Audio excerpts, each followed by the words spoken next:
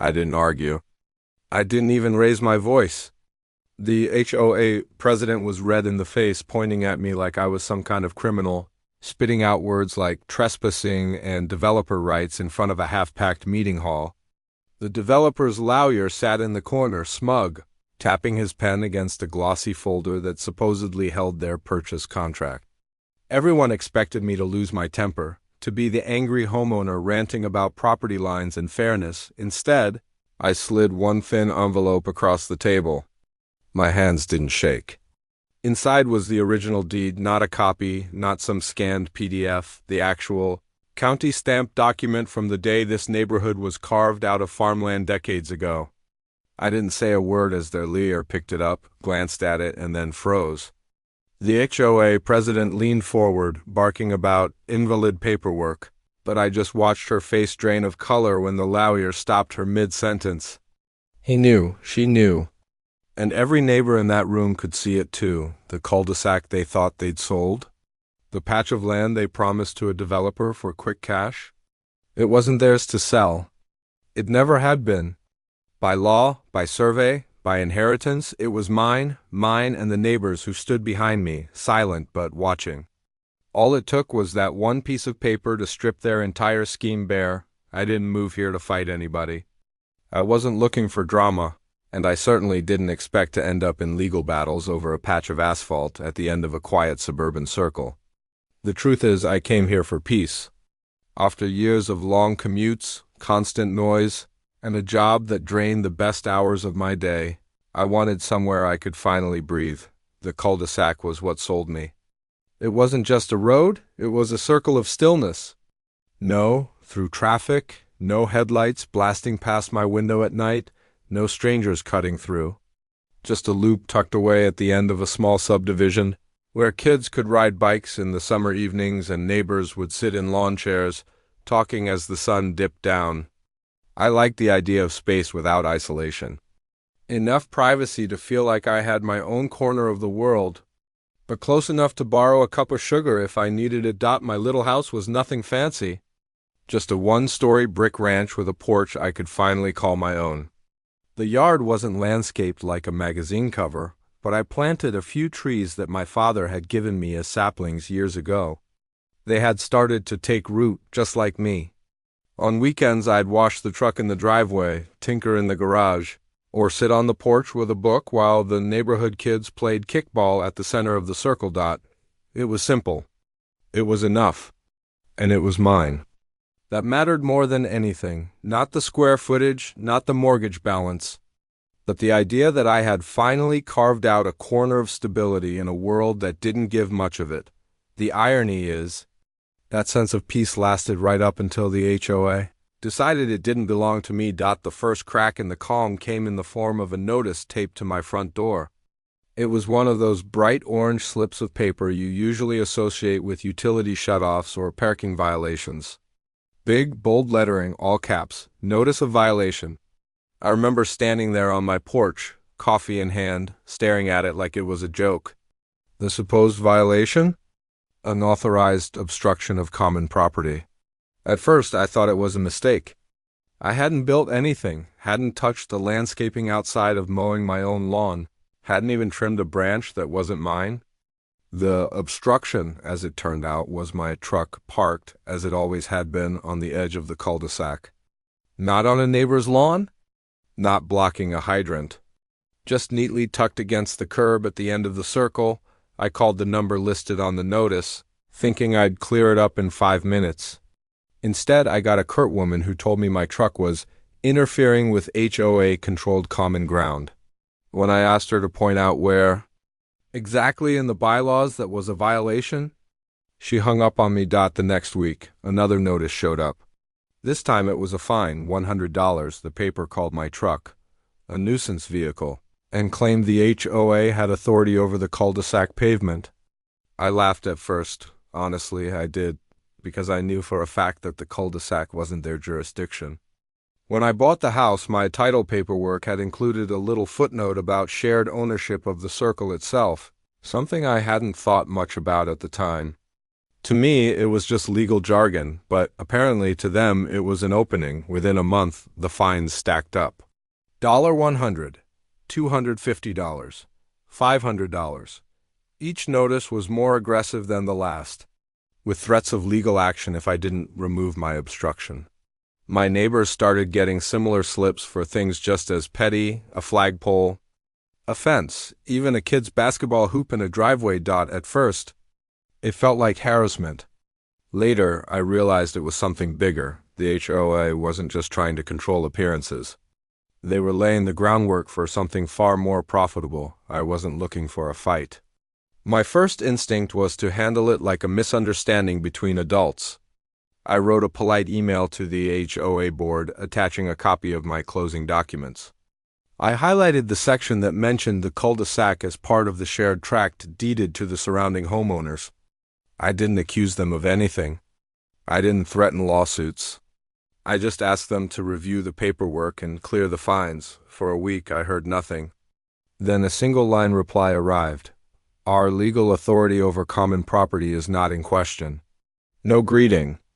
No signature, just that dot. So I printed out the county plat map and walked it over to the next board meeting. They held it in the clubhouse, a converted garage with folding chairs and stale coffee in the corner. I waited my turn, stood up, and calmly laid the map on the table. I pointed to the shaded circle at the end of our road and explained that it wasn't listed under HOA management. It was part of the original subdivision deed, reserved for use by the homeowners who lived on it. The president didn't even glance down. She leaned back in her chair, smirked, and said, "Sir, that document is outdated. You don't understand how these things work." I looked around the room. A couple of neighbors shifted uncomfortably, but most stared at the floor. The board secretary actually chuckled under her breath, like I was a kid trying to argue my way out of detention. The next morning, I got another notice. This one said the HOA was considering legal remedies for continued violations. My so-called unpaid fines had now escalated to over $1,200, and they warned of a lien against my property if I didn't comply. That was the moment something in me shifted. I wasn't angry, not in the shouting, red-faced way they probably expected. I was done being brushed off like an ignorant homeowner. I stopped sending emails. I stopped asking for meetings. Instead, I started digging if they thought I didn't understand how these things worked. They were about to learn just how wrong they were. I started with my own closing packet. When I bought the house, my realtor had shoved a thick folder across the desk, most of which I had never looked at twice. Buried in there was the subdivision plat, stamped by the county in the 1970s. And right there in black and white was the circle, shaded, labeled as dedicated to adjoining property owners. Not the HOA, not the developer, us still. I knew better than to wave a photocopy in their faces again. They had already dismissed me once. So I went deeper. I spent nights scrolling through the county's online deed archive, squinting at scanned images of yellowed documents. Some of them were barely legible, handwritten by surveyors whose penmanship looked like chicken scratch. But the story was there. The developer had carved out the subdivision, parcel by parcel, and when they laid out our street, they'd specifically deeded the cul-de-sac to the 4 houses around it as a shared access tract. By week 2, I wasn't just pulling records online. I drove to the county recorder's office, asked for the original plat book, and flipped through until I found the page. The clerk, a man old enough to have worked there when the subdivision was first drawn, smiled when I asked for a certified copy. "Haven't had someone request this one in a long time," he said, handing me a crisp, embossed document. That copy would end up being my sharpest weapon. Meanwhile, the HOA's letters kept coming, each one more hostile, more threatening. At one point, they accused me of defacing common property simply because I parked my truck along the curb overnight. They tacked on administrative fees that ballooned the so-called debt to over $2,000. It wasn't just me anymore. A neighbor down the street got fined for trimming a tree on his own lawn without landscaping approval. Another was threatened for repainting her shutters in a color that wasn't pre-approved, even though it matched the original palette. People started whispering about the board's sudden obsession with enforcement. At first they thought it was just the president being petty. Later, like me, they realized it was something else. Money. By month 3, I had a binder. Every notice, every letter, every email, chronologically organized. A separate section with certified deeds, maps, surveys, even old aerial photos showing the cul-de-sac long before the HOA existed.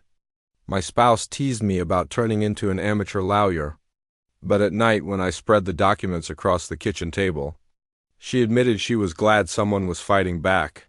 I wasn't just preparing for a board meeting anymore. I was building a case.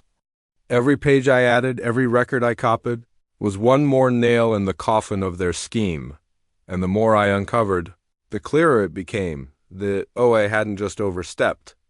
They had knowingly sold something they didn't own.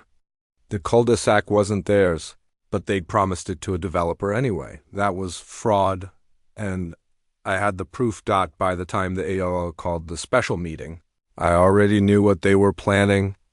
The agenda was vague, discussion of community assets and developer partnerships, but everyone on the circle had heard the rumors. The board had sold the cul-de-sac to a developer, promising him rights to repave it, rezone part of it for extra parking, maybe even squeeze in a small structure at the entrance. It sounded absurd, but absurdity is exactly what had been driving their decisions for months. The clubhouse was packed that night. Neighbors shuffled in, some nervous, some angry, most of them just tired of the notices and fines. The board sat up front like a little tribunal, papers neatly stacked, their attorney perched at the end of the table like a hawk.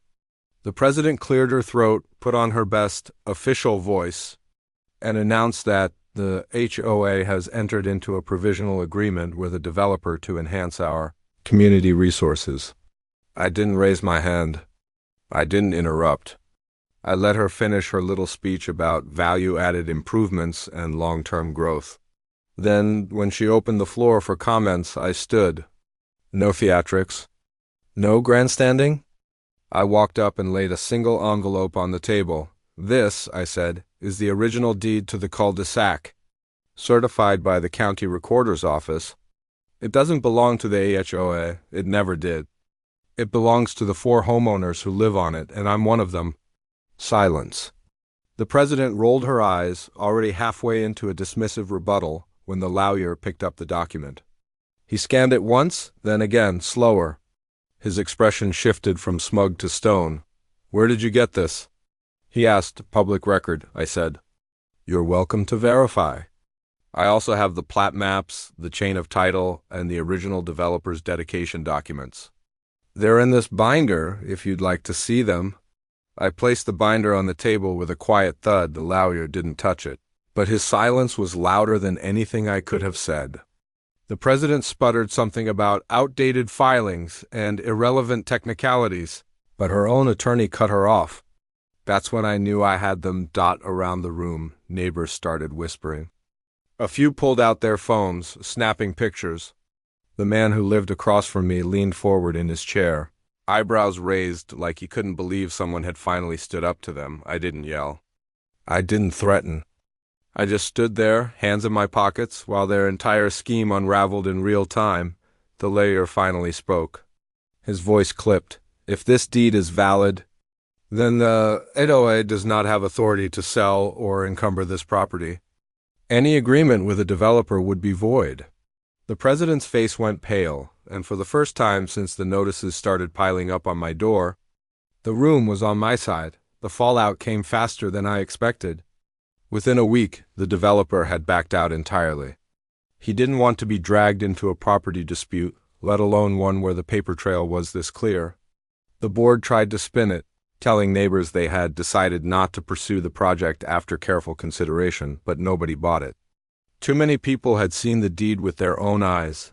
The fines against me disappeared, quietly, without apology. No letter, no explanation, just gone from my account. But the damage to their credibility was permanent. At the next election, 2 board members didn't even bother running again. The president clung to her seat for another 6 months, her tone sharper, her emails more defensive, until she too stepped down for personal reasons. By then, the HOA was operating on fumes. Attendance at meetings dwindled, budgets stalled, and the constant stream of notices dried up. They still existed, technically, but their power had withered. Meanwhile, the cul-de-sac changed in small, almost invisible ways. Neighbors started parking where they pleased again, without fear of a fine taped to their windshield. Kids played basketball at the end of the circle, the way they used to, the sound of bouncing echoes carrying into summer evenings. I'd mow the little patch of grass sometimes, just because it felt like ours again, not theirs. People would stop me on walks, quietly, almost sheepishly, and thank me. Not with grand speeches, just a nod or a quick, "Hey, appreciate what you did." I never made a big deal of it. I didn't need to. The truth is, the fight had never been about basketball hoops or fines. It had been about something deeper, the right to stand on your own ground and not have it taken from you by people who counted on silence. In the end, it wasn't about winning. It was about reminding them, and reminding myself, that paper trails matter, that deeds matter, that quiet persistence matters. And when I pull into that cul-de-sac today, headlights sweeping across the circle we own, I don't feel like I beat the HOA. I feel like I took back something they never had a right to in the first place.